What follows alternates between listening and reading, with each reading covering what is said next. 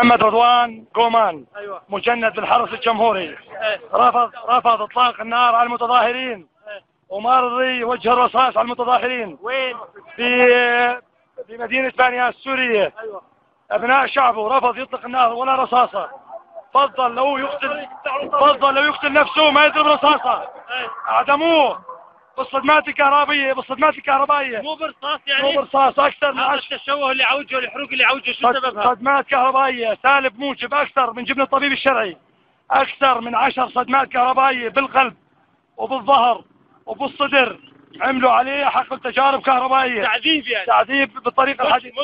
مش مثل ما قالوا انه في عصابات توصت عليه. تعذيب على الطريقة الحديثة.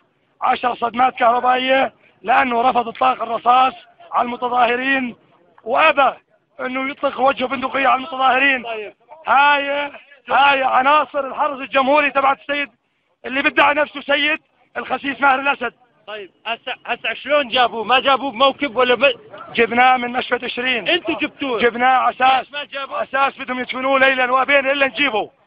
جبناه بدون موكب رسمي واحتسبناه عند الله شهيد ولا من نية الجيش العربي السوري. تاريخ شو تاريخ اليوم؟ التاريخ 17/4/2011. الله يجزيك الخير.